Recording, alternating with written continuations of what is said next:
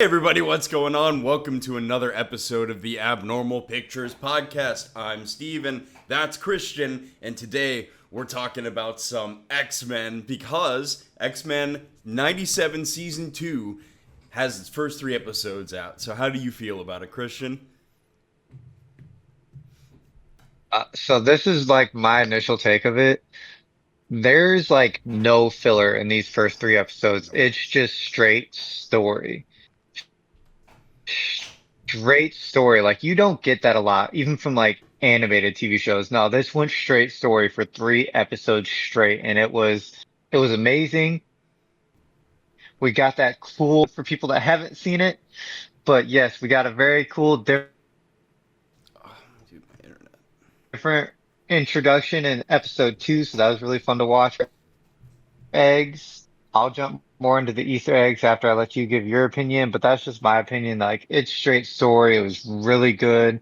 I'm really intrigued to see where they go with this because I loosely kind of know what story they're trying to adapt now. So it's going to be fun.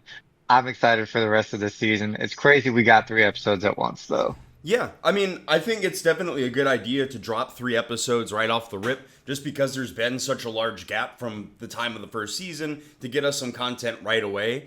It makes sense to do those first three and then to release. They're doing Yeah. it weekly, right? Should be weekly.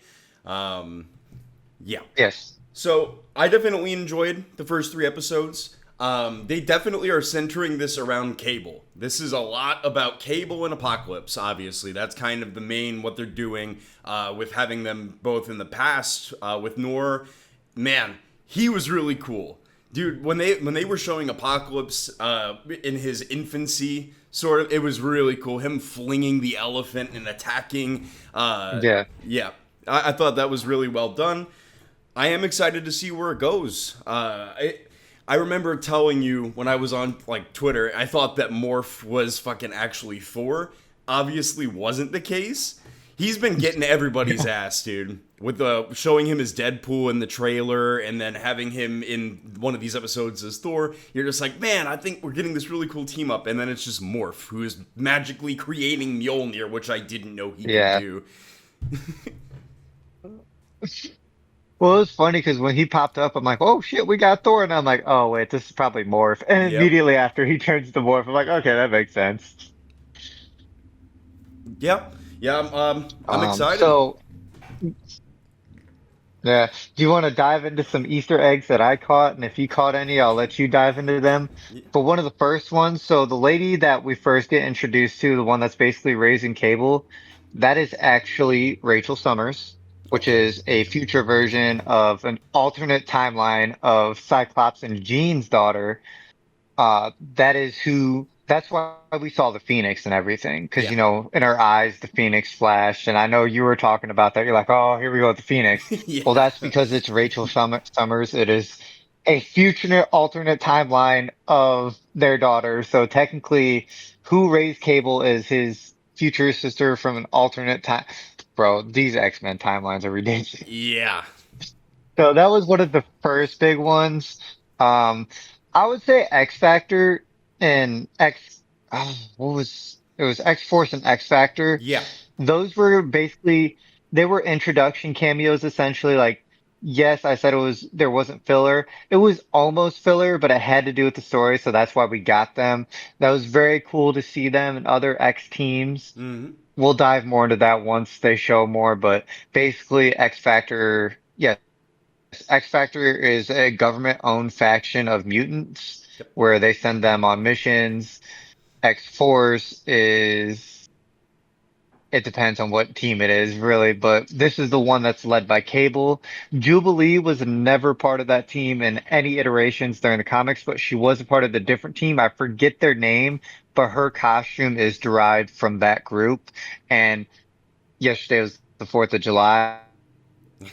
Jubilee has firework powers. Yeah. Right. And let me say, she got her time to shine. She was badass in that episode too. Um, my next one I'm going to talk about is Ramatut, which is a variant of Kang. He was the one with all the futuristic stuff. So we're getting Kang involved with this. So it's going to essentially be Kang versus Apocalypse, which is going to be very interesting to see because I loosely know how the comics. That's why I said I loosely know. But yes, we're getting a Kang versus Apocalypse centric storyline. That's going to be very interesting because if you don't know about Kang, Ramatut is from the future. He is a variant that got tired of ruling in the future, so he went to the past so he could take over the past. Hmm. But unfortunately, he went to when there's El Sabinor, Yep. aka Apocalypse. Whew. God, yeah, there's the first three, there's a lot more, but those were like the major ones that I really noticed I wanted to bring light to, because obviously not a lot of people may know that that is Rachel Summers. Obviously Cyclops and Jean don't even know that's Rachel Summers because she Yeah. kind of kept that a secret. Cable was able to find out that they were his parents because Cable, I don't think a lot of people know this as well, but Cable is also a slight telepath. His powers aren't as strong because a lot of times he has to use that to keep his virus at bay. Hmm. So that's why a lot of people may not know that, but he is slightly a telepath, not as strong as most, but he is a telepath. Yeah. Um, I definitely And want I'll to. let you take the floor. Yeah, I did want to say when it comes to obviously they're doing timeline stuff, right? They're doing already a much better job than the MCU has handled the multiverse and stuff like it. Just in what they're doing. I mean, they've done it previously. They've done it in the original series. They had all of that to do. I mean, everything was leading up Hmm. to Nathan Summers in season one being shipped off to the future in order to be raised in a time where he could be, he's able to be alive, right? Um, I do like what they're doing with that. I Yeah. didn't know that that was going to be a Kang variant, which is really cool. Obviously, they showed him like right at the end of the episode when they go and blast up where Apocalypse is with the X-Men. So we'll get to see how that plays out. Yeah. I also like how they have taken Magneto and Charles's relationship and they've still put that into Magneto wanting to, do his own thing, and basically tries to help Apocalypse. He starts off like that until Yeah. inevitably he finds out that they've been going behind his back. They didn't explain that they were trying to go into the future and collect those like that's why they were collecting the robots and doing experiments.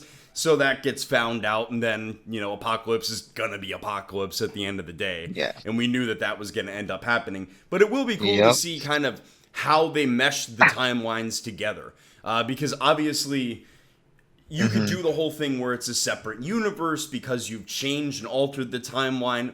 We'll have to see where they go with that because they're definitely stepping on a lot of butterflies, like throughout the timeline right now. Yeah. So, yeah, go ahead. Well, it's funny because the original show did a lot of like timeline stuff too, and that's part of why Bishop was even here in the first place. Was Yep. there's so many different. That's what I said. The X-Men timelines are very confusing. It's very hard to follow sometimes. That's always been a complaint about the X-Men, but I have faith they're going to do justice to this. And then I'm going to touch on Magneto because I like what they're doing with Magneto. He still has his classic how he wants how he wants things to go, but they're giving him more of a modern take where he isn't as I'm trying to think of the proper word for it, but he's not as I can't think of the word, but he's not as militant with it. Like kind of how they have Cyclops now in the comics. That's what Magneto used to be. They gave him more of a modern take where he still has his old ideologies, but he's mixing it with new ideologies. Like he doesn't exactly want to rule over humans anymore. He Hmm. just wants them to live in harmony, but they understand, they do have powers. Where Charles is, he just wants complete harmony. It's funny because they're almost at like the same ideology now, but there's just tweaks to it that are slightly different. And I love that they're doing that take for Magneto because most people know Magneto is just mutants have to rule over humans. Yeah. Nowadays, Magneto is not much like that. That's more of Cyclops' take now. Fucking Cyclops sucks. I could have a whole 10-hour podcast about how bad that guy fucking sucks. Yeah. With Mag. Also, Oh, so I'm go gonna, ahead. Sorry. yeah, I'm gonna touch on something and why. I was talking bad about Cyclops. They've done a really good job in the show making him a better father, but the whole reason like I was mad at Cyclops because in the comics, when the whole original thing happened with he meets Madeline Pryor, who is actually a clone of Jean. Well, they get married, they leave, like he left the X-Men, they had a kid. Well, Cyclops found out, oh, Jean's alive, and he straight up left them with no word. He found out Jean was alive and he booked it with no word. So I don't want to hear you defending that man. Comic Cyclops is a douche. Sure, every iteration of every comic character can be a douchebag sometimes. I mean, look at what they've done to Spider-Man It's over the fair. years and Iron Man and everybody. Everybody has some downer moments. What I was going to say about I lost my train of thought. I was going to say that with I'm Magneto and sorry. Charles's ideology, with them being really closely aligned now, it works well in the sense that basically Magneto really could give a shit about humans. He really doesn't care. That's the polar opposite of Charles, right? Charles gives a shit about everybody. Yeah. He absolutely cares about everybody. He doesn't want any killing. That's why he was trying to not have a they didn't want Apocalypse to kill. I forget what the guy's name was. Not he's obviously not the Emperor himself, Yeah. but they didn't want him to kill. And I think the thing is, Magneto having just that difference where he doesn't have empathy for humanity. I think that, I mean, it played super well out in the first season where everybody is terrified of him. He comes in, Hmm. he takes ownership and leadership of the school while Charles is gone and basically starts to commit into being more of an anti hero than he is a villain. You know what I mean? Yeah. Yeah. So I like that they Man, push that and ideology. Bearded, yeah. bearded Magneto looks so cool. But yeah, it's very interesting that like you said, like he loves mutants and that's all he wants is he just wants peace and harmony. Like you said, Charles loves everyone. So it's very cool. But it's also what was very interesting about that episode was like they do as soon as he killed, like even Magneto's like, oh, we're Yeah. fucked. Like there's no The turning look back for on him his at this face, point. Like dude. they're like, ah shit. Yep. Whew. God, that on the conclusion of that episode, like they really left us hanging. Obviously, we're gonna pick right back up. I'm thinking probably the team gets back to the future, and that's when we're like everyone's back in the same timeline now because obviously we went to the past, we went to the future. I really, outside of those episodes, I don't know if they're gonna be focused on anymore. I would think, I really don't. I think we're going, like they said, yeah, probably not. I would say that they're probably not going. They're gonna have to consolidate the characters into the '90s, which is obviously what they're trying to do. The thing is, though, the team that's in the past, they have no way back at this point, and that's where we're obviously at this point, where we're trying to figure out how are they going to get back because the people who were in the future have already returned to the main part of the timeline. So I'm sure they'll try and figure that yeah. out. You know. And I wonder. Obviously, I know at some point this season we're going to the Savage Land because I have multiple Savage Land Funko Pops now from X-Men 97 season 2. So I wonder how that's going to play a part. Obviously we know Apocalypse is going to come in the 90s. So I wonder if that's the reason why is he turns maybe everything into a Savage Land instead of how it's normally done in the comics. I just thought of another Easter egg they had. They kind of teased Onslaught. Hmm. And that would be very interesting because I don't know if we've gotten that in any animated adaptations before. For you, those that aren't aware who Onslaught is, it was basically a combination of Magneto and Charles's like worst traits put into one person. And Onslaught, that was a badass motherfucker. So if we Yeah. get him in season 2, shit's going down. Yeah. I mean, at this point, they haven't done anything that's made me, question whether it's going to be a good show. I know that they're going to take it well. Obviously, it is hard to deal with all the timeline stuff. That can be difficult. But if they can do that well, I think it's going Yeah. to be a great season. The first 3 episodes were definitely good. So, Yeah. And I mean, everything I've seen, Rotten Tomatoes isn't always something you guys should look at, but I mean, they got 100% on there. I don't know if it's still at 100%, but I mean, it's been reviewed really well. Obviously, I know sometimes you have those Marvel fanboys that are just going to hype it up regardless. No, this is actually a very good show. Um, I recommend watching it. If you have younger kids, I would watch it with them. Not that they've touched on anything too graphic, but just the off chance that you find something inappropriate for their young age. Watch it with your younger kids. But yeah, I would definitely recommend you watching it, your kids watching it. Like it's a fun family show. I would even say it's a fun family show. Yeah, yeah. So obviously, we'll wait to see the next episodes as they come out. I am not overly familiar with X Men in the way that you are, so a lot of this is pretty new to me. Even though I have the shirt and I'm all cool. But that being said, I'm like you said, bringing up that Kang, a variant of Kang, is there? Didn't know that. I wasn't aware that that was going to be a part of like he was that character. I think it's really nice to have a fresh view of something without having the like knowledge of the comics for some stuff, right? Like obviously I know the main X-Men Yeah, characters and I've seen season 1 of the show, sure, but going in I don't know what they're adapting and I like that. I like that I'm able to be surprised by stuff and I can see new characters and like you brought up X Factor, X Force, the fact that they're bringing in more teams, they're taking a lot more characters and showing them to us. I think that's always a good thing. So, yeah. yeah. And I was really excited too, because like I caught some of these things and I'm like, I don't know if Steven knows this, so I'm like, Nope. I saved it for the podcast. It's like you guys are the first. So I'm sure there's other videos out that you guys probably watch at this point, so you kind of know some of the Easter eggs. I personally haven't dived into any of the videos yet. I was gonna bring up the stuff that I caught so I could tell you. And oh man, yeah, they got plenty of Easter eggs. I'm sure there's some that I remember that I missed, but oh, I'm so excited.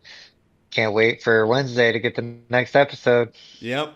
I did want to say on the topic of Cyclops, by the way, in the show, the first thing that you always say is he's such a bad dad. In this show, that's a dad right there. He's doing his thing, okay? You got to give him his Yeah, props.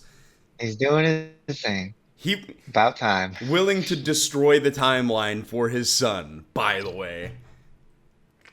Yeah.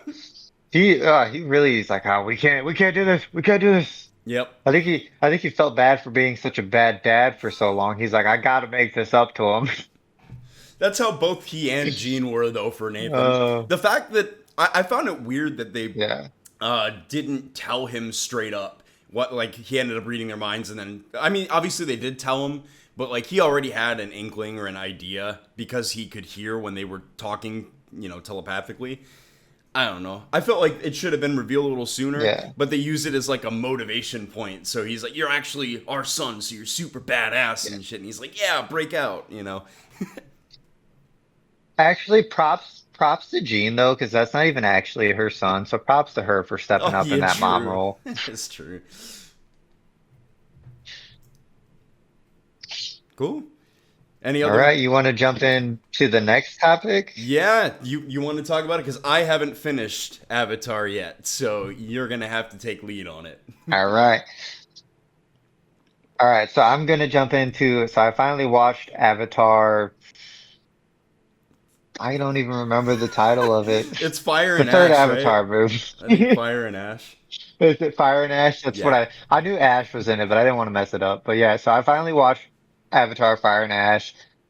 I'll jump into the obvious. It's such a stunning movie to watch. Like the graphics are just amazing. The planet of Pandora is just awesome, but it's always been like that since the first movie. One of the first things I noticed going straight in this movie, like they had a story. I feel like the second one didn't really have much of a story. Like you jump into the movie and Jake has like multiple kids that are like teenagers and you're like, oh, wait, what? Like you didn't even know at first. You're like, wait, what is this? So they really expanded on that in this movie. They really expanded the story.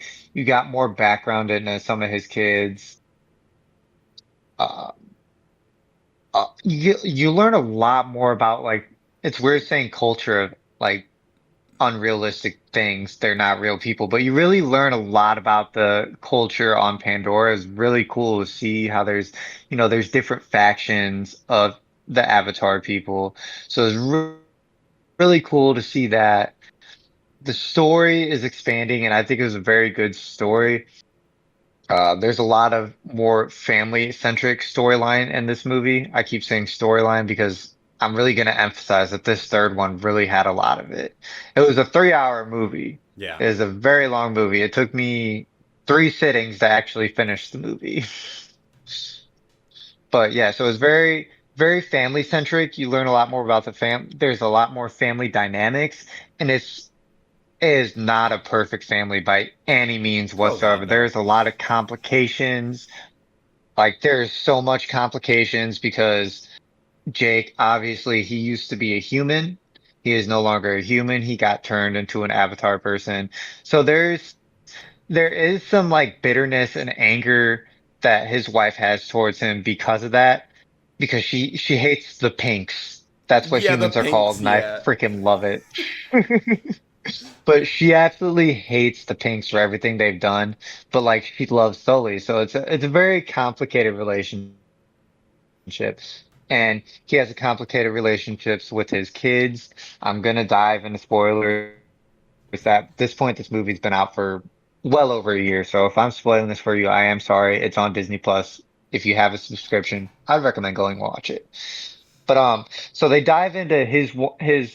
I believe it's probably his second son. I don't know if it's the middle child because I don't know if the daughter's older. I'll jump into her because her story is absolutely bonkers. Yeah. But so I'm gonna say he's the middle son. He essentially got his older brother killed in the second movie because he didn't listen to Jake. So there's conflict there as well between them. And Jake is like, he kind of blames his son for it because he wouldn't listen. And in a way, he is right. It is his fault. He didn't listen. He didn't follow the rules. And I'm sorry, I might be spoiling this for you too. I'm Oh, it's sorry. fine. I'm gonna finish I just watching thought it. about that. But so there's conflict between them as well because I think his son knows he did mess up by not listening, but he wants to be such a free spirited. Like he's very, he's very in touch with Pandora and he wants to learn more about Pandora, but he also knows there's resentment towards him too because he is essentially a hybrid born because all the regular Avatar people, they have 4 fingers. Um, Jake has 5 and I believe all his kids have 5 fingers as well. And that's how you can tell them apart. Um, so there's resentment towards his kids as well because they aren't full blown. I forget what their actual name is. I hate calling them avatars, Navi, but the at least Navi. people understand what I'm talking about. Yeah, the Navi. So they're not actually fully Navi. So there is slight resentment towards them. They use guns, which is the Navi are like when you touch the guns, like it kills your soul. I don't remember Yeah. the exact line. So there's so much conflict everywhere you go in this movie, and it's very nice how like it kind of resolves. And then you get the fire people, they get involved in this. I don't know what they were originally involved for other than they hated everyone else because they were a tribe that was right near a volcano, I believe it is on that planet. That planet works differently than ours, so I don't fully know how it is. It's a made up planet. It's a fucking volcano. But anyway, so it erupted and basically burned down their entire village and all their people were starving and everything and no one would reach out and help them. Oh, so they call the planet Mother. And that's kind of explored further in the movie too. And they're like, well, she didn't come to us. So they like renounced her. And basically the leader of the fire tribe, she learned to not control fire, but how to use it and stuff. So like they're very into using fire to attack their foes and everything. And well, she dived into it. Like I said, the volcano, it set their village on fire. They were starving. No one would help them. So they're like, we're going to use the fire to our advantage. And that's when they kind of became their own, like, think of like witches and cultists. That's kind of what they are. That's essentially what that group is. And well, you meet the Colonel, who's been a part of the first movie. He got killed, Yep. Brought him comes back back. in the second movie Yeah. as an Avatar person, got killed. Guess what? He's back in the third movie. And so, um, his son, um, Spider. what is his name? He's the human guy. Spider. Yes, I was just saying, I knew it started with an S, but Spider, which this is another dynamic. So Spider is essentially adopted by Jake and his wife. I forget her name. It's really Natiri. hard to remember their names because it's not yeah, Nateri. They take in Spider as one of their own, essentially. And there's huge conflict with that once again, because as I said, she doesn't like the Pinks and she kind of renounces him for a little bit. And so basically when they first meet, he meets his son again because they're looking for him because he wants to get his son back. His son kind of renounces him. He doesn't like him. He knows about all the bad things he does. Well, his son and the daughter, I'm gonna dive into her real quick because it's so complex. So she was basically an immaculate conception. She is essentially the doctor from the first movie, born as an Avatar person, but she's not actually Jake's daughter. She was an immaculate conception. And so if you ever notice her voice doesn't match her, it's because she's played by a younger actor and voiced by an older actor Hmm. because she is voiced by that older doctor. So she was an immaculate conception. So she has a connection with the planet of Pandora that nobody else has because basically she was birthed from the mother. And so that was another interesting. It's so interesting all the things they intertwined in this movie. But I don't know if she's in love, but she definitely has a thing for Spider. So they're off doing their thing. Because Spider at this point he has to wear a mask so he can breathe because that air is poisonous to humans. And then they're caught in conflict with the fire people. They're trying to get away. Stuff happens. His mask gives out. And so the daughter, she actually connects to the earth and she starts doing the transformation process that Jake did. But the difference is Jake actually had his avatar with him as well. So his body just got transformed into that avatar compared to Spider, where he didn't have an avatar to, transform into. It was literally the planet of Pandora basically put itself in him and intertwined with him. It was very, very cool to see because he starts growing that tail thing, but he's still human. He doesn't turn blue or anything. I think that could happen in the next movie. We'll see. But essentially, so that's what happened. And so obviously the Colonel gets his son, everything. He gets Jake because Jake has a weakness. It's his family. And he's like, listen, spare my family, take me, yada yada. So they're doing testing on Spider because obviously the humans want to take over Pandora. Yeah. With Jake now, because he has that in him, they're like, we can run tests on him. They could potentially duplicate it. I'm in the sense that even all the tests, I don't think it'll work because it was the planet of Pandora. Because the planet of Pandora is its almost own entity. You have people living on it. The planet itself is its own entity. And you kind of see that throughout the movie. I know you probably haven't got that far yet, but Mm-mm. you know, the planet is its own thing. Like it sort of controls everything, but they're all like living in harmony. So they have to respect the planet or the planet is not going to respect you.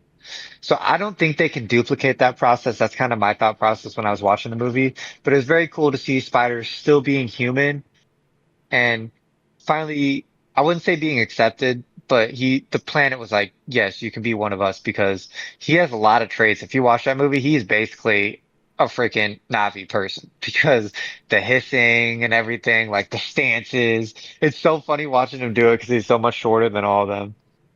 So that was really cool. I kind of glossed over the Colonel. I'll go back to the Colonel. So he forms a relationship with the leader of the fire tribe because they're both psychotic. Yeah. And that was a very interesting scene because so basically she has him snort this powder and I laughed at this because it was funny. He's like, "Oh, that's some strong shit." But basically when he did that, he couldn't lie to her and she wanted to know what his intentions were. And so basically he told her he's like you want to equal and I'm that to you. And like, bro, it looked like it turned her it turned her on, I guess. But so they basically become an item. He takes them to the humans base and everything, and a bunch of shit goes down because the military people don't see the colonel as a military person anymore. They're basically like, you're one of them now. Like And so there's that conflict as well. So there's even conflict between him and the people now because he doesn't have his human body anymore. That got destroyed. It's dead. He has his avatar body for some odd reason because that guy just doesn't die. Yeah. But so basically at the end, this all resolves. Jake was captured, Spider was captured. They each get loose because they're like, you got to understand this planet. He's like, this is a living planet. Like, you can't do this and everything. Like, he understood like the importance. Like, because if you don't know from the first movie, it's kind of a refresher. They basically destroyed Earth, which is why they went to Pandora because they're trying to find a planet that was close to Earth. The only thing with Pandora is humans couldn't breathe the air. Yeah. And so basically, Jake knew he's like, if they get control of this planet, they're going to destroy it just like they did the Earth. Because, like I said, this planet is a living entity. That's why they respect the planet. You haven't really seen it since the first one, but when they had to kill something, like they would pray because they wanted its spirits to go back to the planet. It's a very spiritual planet. The Navi people are very spiritual. All the different tribes are very spiritual, whether it's the water people, you know, I forget what the other tribe was. Most of them are dead now. And then you had the ash people who resented it. But so there's all this conflict, but Jake and Spider got loose and there's basically a final battle where the humans are like, all right, this is the day we're taking over and everything. Well, they went to these big animals that are known for being peaceful and don't fight. And they're like, listen, you guys got to help us win this fight or they're going to take over this planet. And so they had that big like meeting before the final conflict and they said, we'll think. And so they're like, well, we have to fight anyway. So they get in formation and everything and all the people, they're coming, they're ready to take over. And then all of a sudden these big like whale-like creatures show up. I forget what they're called as well, but they show up and dude, they just start destroying ships because they're huge. They're so much bigger Yeah. than all the ships and they just start destroying everything. Well, then the ash people, the fire people, whatever they are, they end up showing up and kind of turning the tides. Well, that's when Jake's daughter, she swims down, which this was huge because she was told if she connects to anything again, she is going to die. Yeah. Because when she connects, because of her being an immaculate conception, I think the mother doesn't want much to do with her because she already made her. So every time she connects, she gets so close to seeing the mother and then she starts having a seizure. So she goes and connects. She's like, we need your help. We're losing the tides. Like, we need your help. And she starts getting ready to have a seizure again. Spider connects. So he helps her start moving forward. And then it starts going haywire again. And then the youngest daughter, she shows up because they're protecting her. She connects too, and they finally reach out to the to the mother, and you actually get to see the face of Pandora. It was very trippy. I'm sure you're gonna like be like, what the hell is this? Yeah. But so last second, she shows up. There's like these octopus things that show up, and oh my God, it's crazy. Another plot point is I talked about how they've taken in multiple children. They took in Spider and everything. Well, they take in another child. The water queen, whatever she is, how she's pregnant. Mm-hmm. Well, she got shot Oh. and she's dying, but she was having contractions before they went into battle. And so her and Natiri, they have their beef. Like, if you watch these movies, bro, they have beef with each other, but like it's a respectful beef. It's almost like a sisters. And so she pushes out the child. She gets to hold it for a little bit. And then she's like, please watch over my child. And so Natiri, once she dies, takes that child and wraps it to her. And dude, she goes ham with that child. She is not going to let anything touch that child. But once again, the Sullys, they take in another child. And I was like, oh, and it's really cute because it's a little baby avatar person. It's so cute. But so they take that in and I'm like, bro, they take in, they're such a loving family. Like, even when they have that hatred, the conflict they have, dude, they take anyone in and make them their own. There's, they kind of, I'm skipping around now at this point, but there's a point where after Jake, the Neytiri rescues Jake and Spider, and Neytiri and Jake have a conversation. They're like, we have to kill him. Like, cause the humans are just going to keep coming for him so they can experiment on him. And so Jake's like, come with me, Spider. And they go off in the woods and you see the knife on Jake because he took it from Neytiri. And she starts having a breakdown because she was the original one that said we should kill him. And once it finally comes to it, she starts having a breakdown. She couldn't do it. Like, even though she hates the Pinks and she has this resentment towards Spider, like she starts running and everything.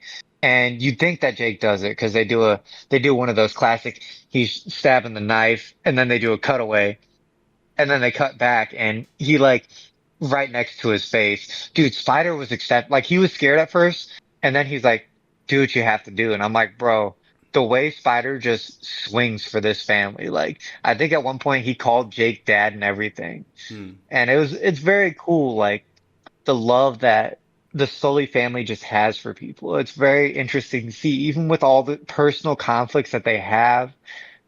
This movie was really a huge, it was resolution and conflict. I think that's what this movie was really focused on. Like it took so many different conflicts and how you can resolve those conflicts. Um, I wouldn't say it's a very high IQ movie, but it's a very emotional. You have to have a lot of emotional depth to really grasp at what this movie is trying to present to you. If you're just watching it to watch it, yes, it's going to look awesome. There's going to be fight scenes, but it's so much deeper than all the fighting that's in that movie. There's so much depth to it. And that's why I like the first Avatar movie. Like they have the same groundwork for these movies. It is a movie of resolution and conflict, but every movie has a different one. This one was a lot of family conflict, and we get to see that. And I've heard rumors that James Gunn maybe has not James Gunn, James Cameron, yeah. James Cameron. But I think he said he has like two or three more movies Yeah. written. Yep. So, and I heard the guy that plays Sully, he said the next two movies, I think he said, really focus on the love story between Neytiri and Jake. So that'd be very interesting to see where they go from here because, like I said, there's a lot of conflict in this movie and it was resolved in a way, but there's always going to be those lingering things. Like it's such a realistic take on what conflict really is because you think conflict is just you have a conflict, it's resolved. That's not real life. There's always small resolutions, but lingering conflict. So they said that the next movies really focus on their love story. Obviously, we found out from this movie they still have lots of conflict because once again, Jake is a pink skin. Yeah. Even if he's in the Avatar body, what he is deep down is a pink skin, but he's different from a lot of them. And that's what Neytiri fell in love with. So I hope that's kind of what they explore more into that conflict that we finally get to see in this movie. Obviously, we probably know through subtext through the second movie. I don't even remember the plot of the second movie, really. I know they show up on the reef and everything and yada yada, but I've really, like, honestly, I believe the second movie was the least amount of plot. I think it was just made to be visually stunning because it had been so long since they had made one. Yeah. And that was the reason James Cameron actually waited so long was because he wanted visual effects to catch up so he could do more, even though the first one was beautiful. Like the first Avatar movie was groundbreaking. That was like one of the first billion-dollar movies Yep. that of our time, I believe. Yeah. Hmm. I it might have been the first one because it was I prior to all of yeah, 'cause I thought, Marvel movies. It was prior. well, didn't Titanic cross a billion before? You're probably right. Probably Titanic. Man, James James Cameron. Cameron and his billion-dollar fucking movies. Yeah. Yeah. But I think that's kind of my synopsis for the movie. I really did a deep dive into it for you guys because I really enjoyed this movie. Like I was telling I was telling my wife the entire time we were watching, like, I'm like, I really like this. I really love that there's story in this movie that I feel like the second one didn't have. And it's a beautiful story. Like, if you're emotionally in depth, like if you don't have strong emotional depth, you might not get this movie maybe like I do or other people will. And that's not a shot at you at all. That's not a shot at anybody at all. That's just kind of how I feel about it. Because there is things you may not pick up on that, like, as a married person, I pick up on. As a father, I pick up on. Other people don't have those experiences unless they have a marriage or children that they may not pick up. Like you may watch it and you may pick up on the same things. I'm not saying you can't, but I'm saying I'm more in depth to that because I'm in that situation. Yeah. I think the really big compliment to pay to James Cameron is that he has established a groundwork from which there's so much lore, there's so much around the planet of Pandora, where in the first movie, Yeah. it really is just a conflict of man versus alien in the sense of, you have the tribal Navi that are fighting the humans. That's essentially the entire plot, right? Yeah. The second movie, while it didn't have, and I agree with you, didn't have as much actual story and plot line going on, it showed us that there were other tribes, right? That was the first time that we had seen other Yes. tribes. It started laying the groundwork for the fact that instead of just having this be, well, these people from Earth are bad guys and this and that, we're actually having conflict with other groups and tribes and getting more lore on the planet.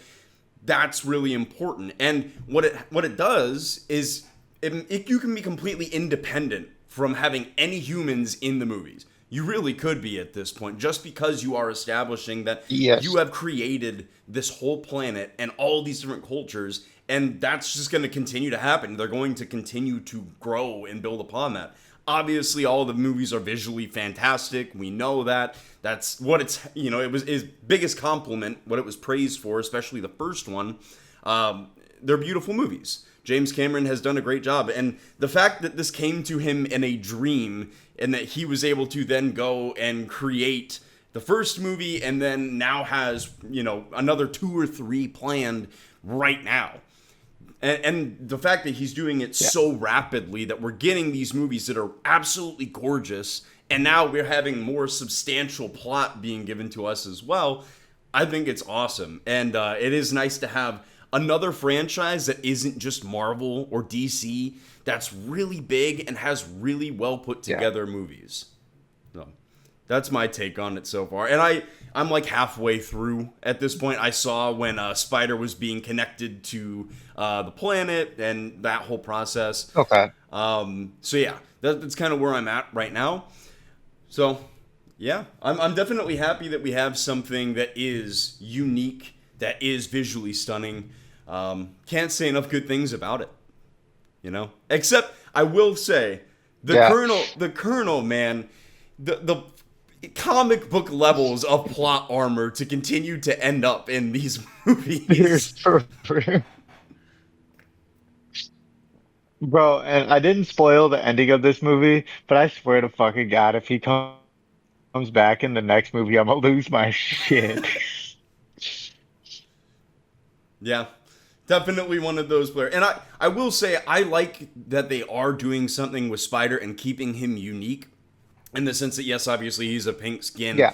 but that he's able now to connect. And because where I'm at, obviously he connected and then he can breathe and stuff like that. I haven't seen him develop his cord yet, or if that's what is starting to Okay. happen, as you said. So I haven't seen that yet. However, the fact that they're giving substance to each of these characters, because obviously in the first movie it's Jake Sully and Neytiri. Though, I mean, and the Colonel's there too, but he's Yeah. really just like evil Jeff Bridges in Iron Man 1. Like, he's just a villain. They've given him a lot more depth as well, especially Yeah. with having Spider. And the fact that he trusts Jake Sully enough in this movie to go and, even though they could have just killed him or taken him away and experimented on him, whatever they were going to do, that he was willing to go and save Spider and then, got Sully's help. But they're giving actual substance to the characters. It's nice to see that there are dynamics, especially like you were mentioning with Neytiri, where she has this, I absolutely hate humans because of everything they've done. They've destroyed, countless things on our planet. but she loves Sully, and she grows to accept Spider more throughout the course of the film. She's not like vehemently, let's try and kill. Like obviously, I'm not there yet, but they're giving emotional depth to the Yeah. characters, as you touched on. There's intricacies with all the family members, but the big thing is Sully stayed together. So it doesn't matter how many fights or spats, but that is their saying, and they protect one another. So it is. It's really well put Hmm. together, and it's, in my opinion, it's much better plot wise so far than even the first movie was, because the plot of the first movie was really, really generic, in my opinion. It's just like, oh, Yeah. the evil guys come and they're going to destroy our planet because they want to take it for themselves, type of deal. And then there's just a cultural battle between those. But I do like that they are Yeah. growing that plot. Yeah, it's almost crazy to me to say this, but it's like it's almost like the third one has been the best movie out of the three so far, Yeah. which is not very common with movies. Usually, as you go on, the plot gets worse, but it's like he's strengthening. 'Cause like you said, he keeps building upon what Pandora is. Like Pandora is massive, and dude, by the next movie, I'm sure we might get more tribes, like at this point, because we've Yep. gotten three different tribes now. I'm sure that's not even close to the amount of tribes there. But yeah, it's very cool to see a third movie potentially be the best movie of the bunch and have the best plot and just keep moving forward. Like, I really hope we get more. James Cameron was kind of, he didn't say if we're going to. He has said that he does have it written though. Hmm. I think it was kind of a performance thing. Hey, if it performs, because these movies take a lot of money to Oh, make. yeah. Because let me tell you, it's visually beautiful. That's because it's a lot of fucking money. Yeah. Yep.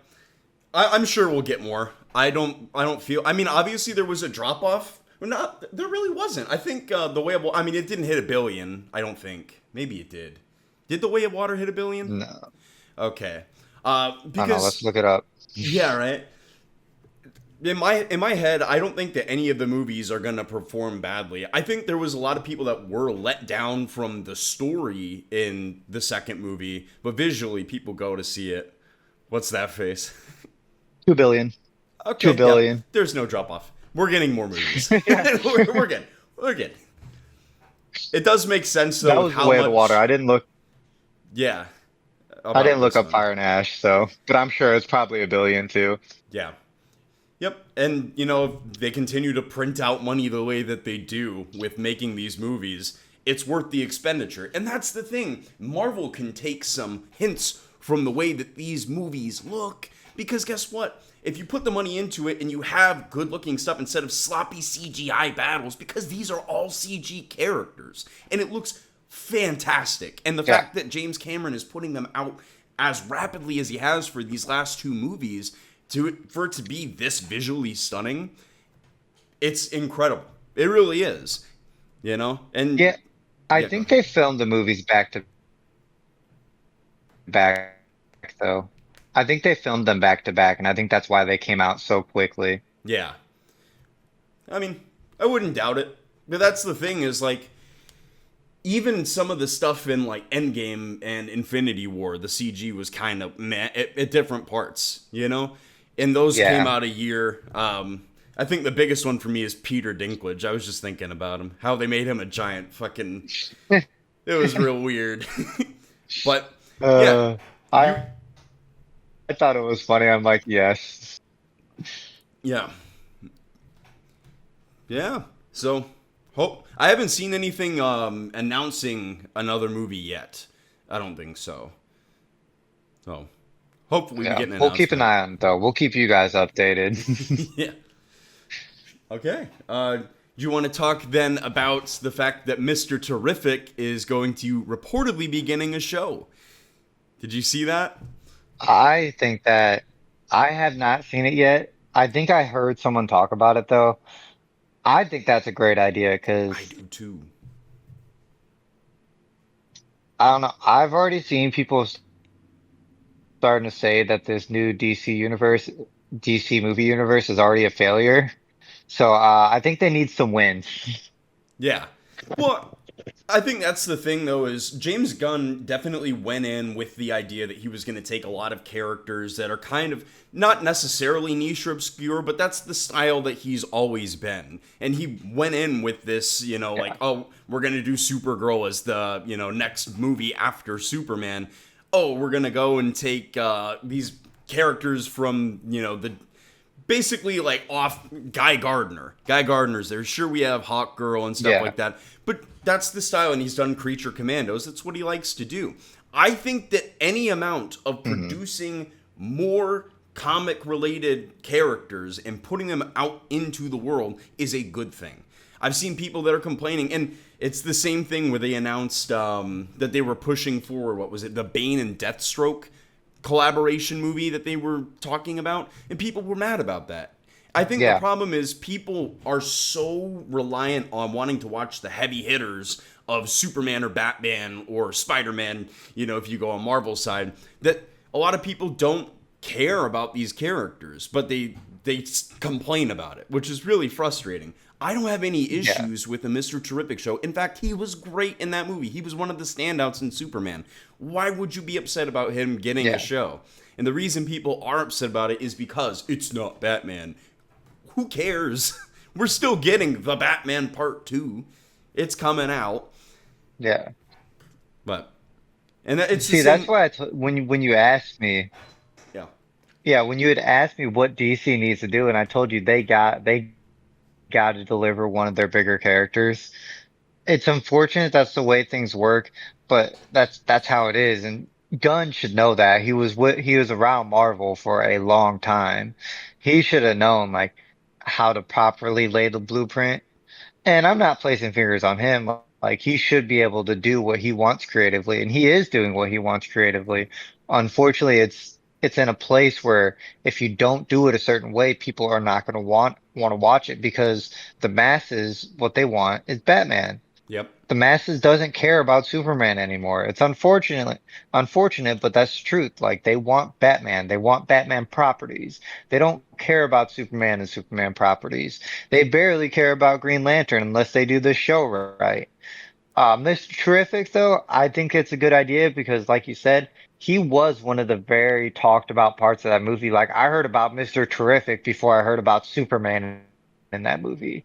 That's how popular he was in that movie. So the fact that they're making a show, it's definitely a good idea. They're definitely doing what they need to do because I told you they need to find one of those other smaller niche characters that they can bring to life and that'll really help them. I don't think Mr. Terrific is on the level that I was thinking. I was thinking more of like one of your other Justice League characters, like I brought up the Flash. But Mr. Terrific is a step in the right direction. If you do that right, you can boost his popularity. I mean, Gunn did it with the Guardians of the Galaxy. Like after those movies, they boosted in popularity. So if you can do that with Mr. Terrific, it's a good stepping stone because they need it after. I wouldn't say Supergirl is a failure, It but flopped. it It did was flop. not what it needed to be for them to be launching a universe. Yeah. Yeah. Well, that's the thing. So Superman did it's make money, interesting. I'm too. excited for it. Yeah. Yeah, Superman made And see, that's what 125 I've seen million people dollars. debating too. Yeah. I was seeing people debate if like Superman was a success or not.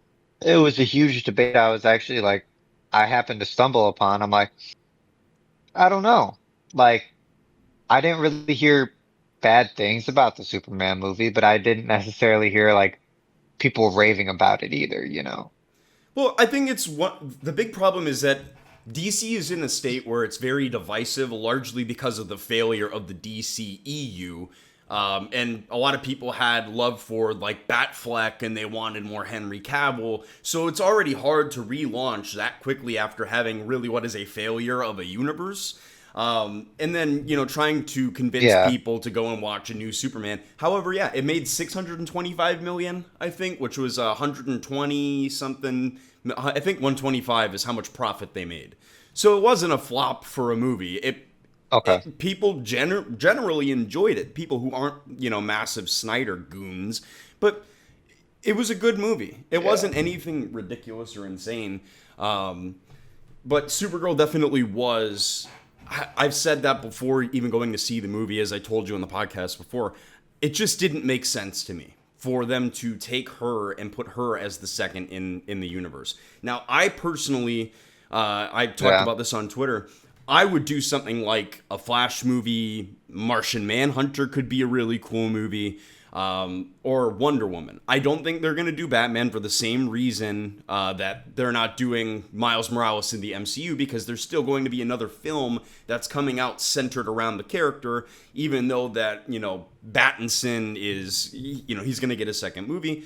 They're going to wait. They're going to hold off because they don't want two adaptations of the character on the screen in different universes at the same time, which makes sense, right? So we are really waiting for The Batman 2 to get released before they move forward with A Brave and a Bold or something like that. However, you should be trying to use some of those heavy hitters. And the difficulty is you just had Flash with Ezra Miller, which absolutely bombed. People hated that movie. So, Yeah. what other characters you're pulling from, because you've done Lanterns. Wonder Woman had 2 movies with Gal Gadot. Second one absolutely dropped off. The first one actually made money and was successful. But that's why I would say do something like a Martian Manhunter. Do one of the Justice Leaguers, right? Who has some pull and is pretty cool, and you can do unique Yeah. stuff with. But that's my take on it. And with Mr. Terrific, anytime that you can take a character that has received well and put them into more projects, and to bring us more projects that could include other obscure characters, it's a good thing. That's how I felt about, like, in these first 3 episodes of the X-Men, getting X-Factor, getting X-Force, as we touched on, getting more of these characters that you don't normally see adapted, I think is always a good thing. But, Yeah. yeah.